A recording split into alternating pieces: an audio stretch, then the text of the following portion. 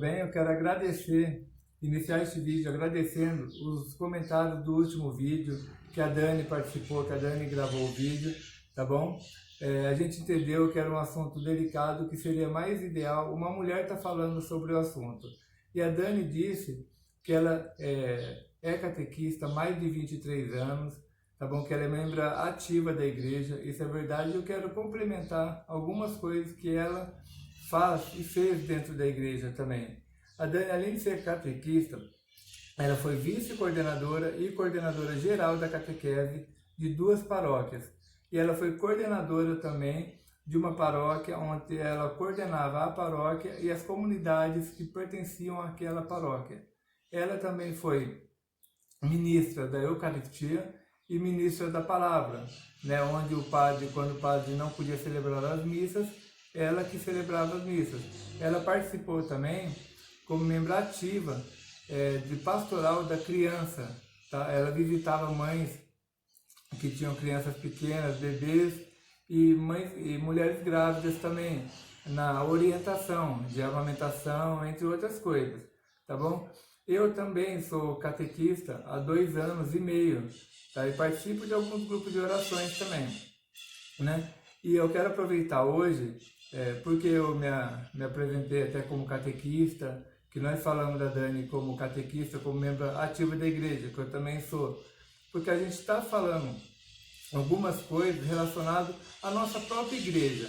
A gente está tentando desconstruir algumas inverdades que acontecem dentro da igreja, que as pessoas usam a Bíblia para tentar julgar as pessoas e para direcionar para o caminho que não é verdade, tá? E além disso, eu quero também aproveitar para desejar hoje os meus parabéns a todos os catequistas e a todas as catequistas do Brasil e do mundo, porque hoje, dia 30 de agosto, é o dia do catequista. Então a gente deseja muita saúde, muita felicidade a todos e todas as catequistas pelos trabalhos que vêm sendo executados. A gente sabe que tem muita coisa para ser melhorado, inclusive sair um pouquinho daquele roteiro tradicional, tá? Sair um pouquinho daqueles livros que tem, porque o importante não pode ser o conteúdo que vão passar, e sim aquelas crianças, aqueles adolescentes, até adultos, que a gente está lidando com eles. Então não adianta você falar sobre o Evangelho se a gente não explicar o que é o Evangelho, qual o significado da palavra o Evangelho. Porque o Evangelho são ensinamentos sobre a vida de Jesus Cristo, né? O verdadeiro Messias, para quem é cristão, né? Então, é esse o verdadeiro ensinamento que a gente tem que passar para as pessoas. Eu, por exemplo, eu vou dar um exemplo que durante a eleição de 2018, eu recebi várias mensagens de WhatsApp, não sei se alguém aí recebeu também, eu recebi várias mensagens de WhatsApp dizendo que, segundo o Evangelho, se eu não me engano, de Mateus, a gente tinha que votar no 17, né? Porque o 17 ia salvar o Brasil, porque o 17 era o Messias que estava voltando, e a gente viu aí quem foi o Messias, né? Então vou até explicar um pouquinho sobre esse Messias que as pessoas falaram tanto que ia salvar o Brasil, né? Sobre o nosso amado e querido presidente Jair Messias Bolsonaro. Então eu vou contar um pouquinho da história dele, né, do conservador cristão.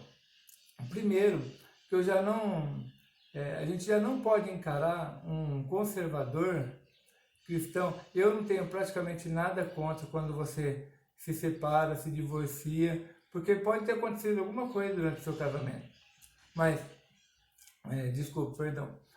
Mas assim, a gente não pode encarar como conservador uma pessoa que casou 3 vezes, que já colocou o filho para concorrer como vereador com a própria mãe, né? Então, como você vai considerar conservador uma pessoa que ele diz com as próprias palavras que usava o auxílio moradia para comer gente? Uma pessoa que diz com as próprias palavras que quando era mais jovem fazia sexo com animais. Isso é conservador? Entre outras coisas também, entre outras situações, se vocês procurarem no YouTube, vocês vão ver muitas falas do presidente também, né? O presidente, que quando ele era do exército, ele foi praticamente expulso do exército, convidado a se retirar e preso por ser acusado de jogar bomba, tentar jogar bomba dentro do quartel. E hoje ele fala em disciplina, em saber receber ordem. Um presidente que ficou 28 anos como deputado e não apresentou um projeto relevante nem para a segurança, nem para nada, nenhum projeto relevante. E ele, quando ele era destaque, só quando ele aparecia no plenário com seus discursos de ódio. Ele não comandou nenhuma comissão para investigar nenhum ato de corrupção nesse tempo todo. E ele participou 11 anos do Partido Progressista, o PP, que é um dos partidos que teve mais deputados cassados, né, que é do ex-governador Maluf, Paulo Maluf. Então, ele ficou 11 anos lá. E quantas acusações ele fez contra o PP, né? Ou contra outros partidos mesmo, que ele dizia já saber de tanta coisa. Quantas denúncias ele fez, quantas vezes ele apareceu em plenário ou nas mídias para falar mal, ou para criticar, ou para denunciar essas pessoas corruptas. A gente não via falar dele em combate à corrupção.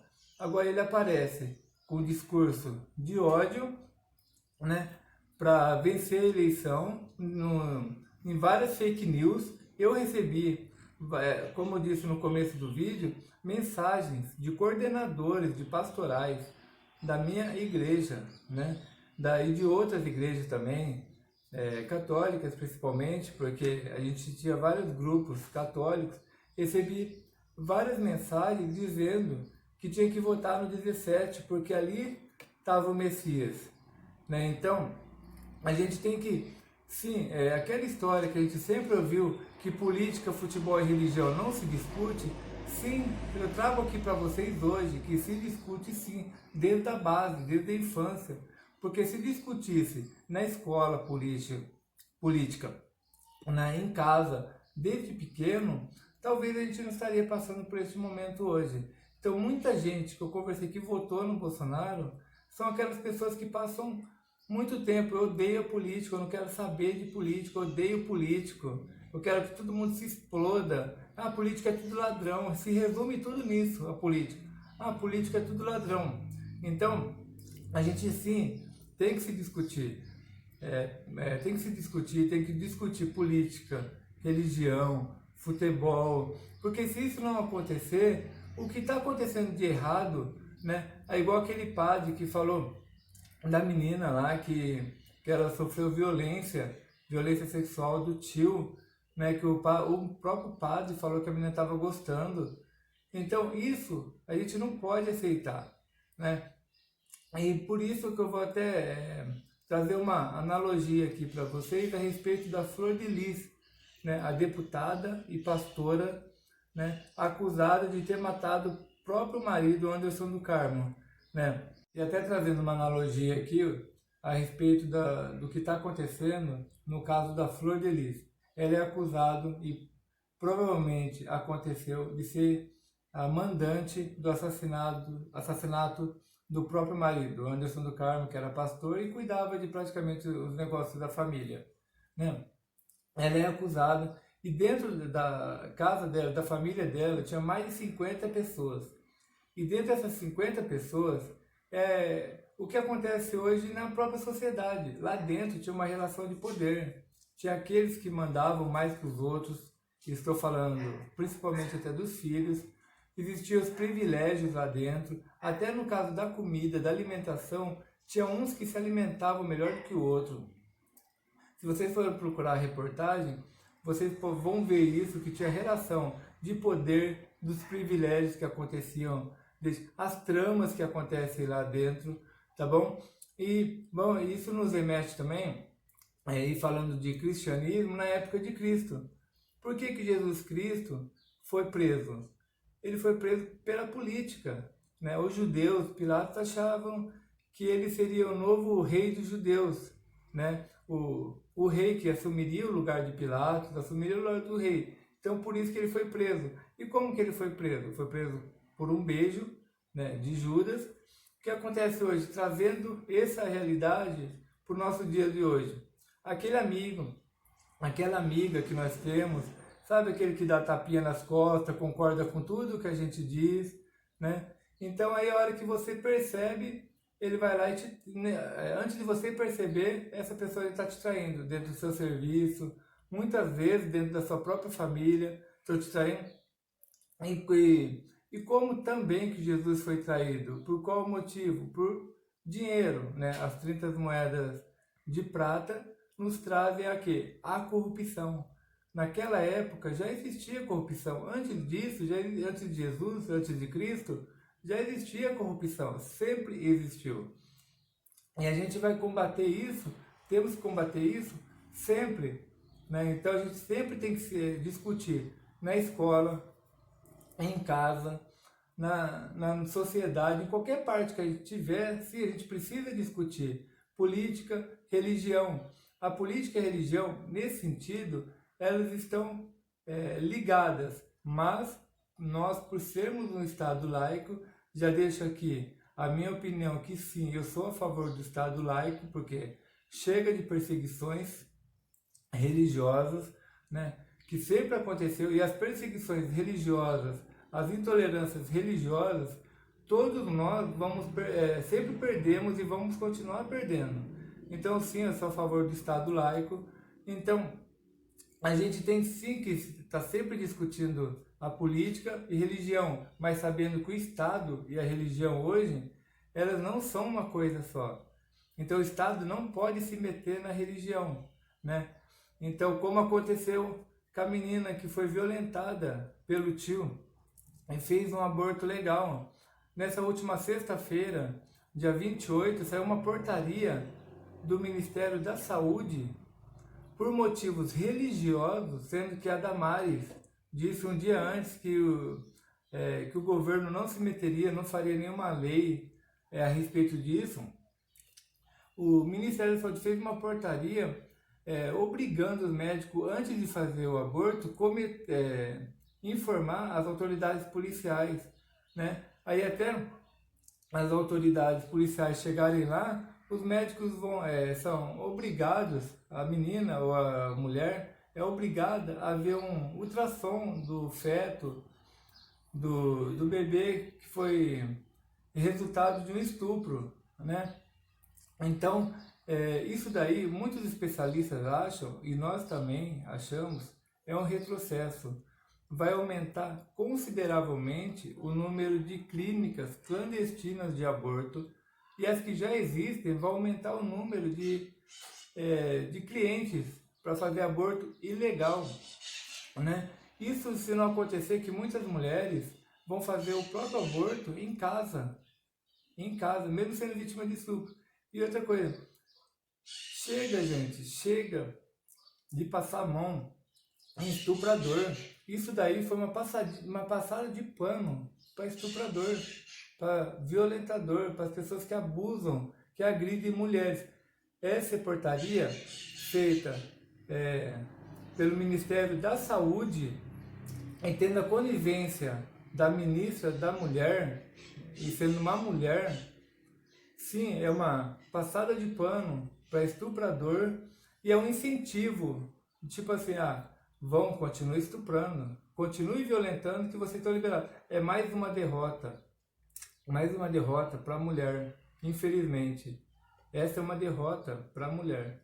Então a gente tem que continuar lutando, nos organizando, né? Essa ascensão da extrema-direita no Brasil e no mundo, pode ter certeza, do ano que vem, quando chegar no ano anterior, a partir do segundo semestre, que vai chegar a próxima eleição, o presidente atual, Jair Bolsonaro, e seus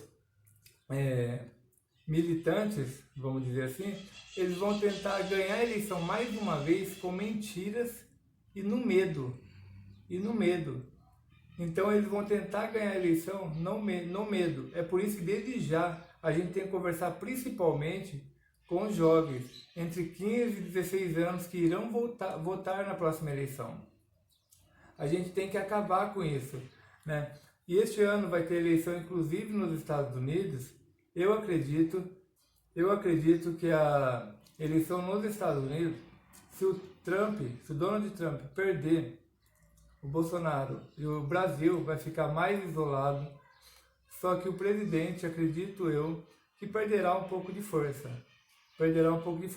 Então, o que fizeram nessa sexta-feira com a portaria, fazendo a menina, que a maior parte das vítimas de violência sexual cometido por conhecidos e até por estranhos, são feitas por crianças, adolescentes e jovens, né?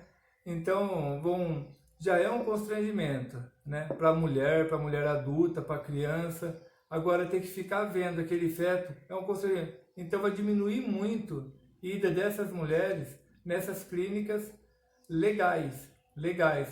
Então, é mais uma prova que o governo, aquela história do politicamente correto, então o governo não é a favor disso literalmente. Por isso que existe, aí criou essa norma, né, tentando constranger mais uma vez a mulher para aumentar as clínicas clandestinas ou até os abortos ilegais, né, e aumentar o número de estupros, aumentar o número de violência. Tá bom? Então espero que vocês tenham gostado desse vídeo. Deixa um like, me ajude a chegar a 1000 inscritos. O objetivo nosso é que chegarmos a 1000 inscritos. Então compartilhe, publique no Facebook ou em outras redes sociais também, no WhatsApp, Instagram, Twitter, quem tiver, tá? Ajude a gente a chegar a 1000 inscritos, tá bom? E deixe no comentário aí o que vocês acharam do vídeo, do último vídeo, deste vídeo mesmo, se tem alguma ideia para os próximos vídeos. Nós vamos gravar um vídeo aqui ainda falando sobre o fascismo, tá bom? Espero que você tenha gostado e até a próxima.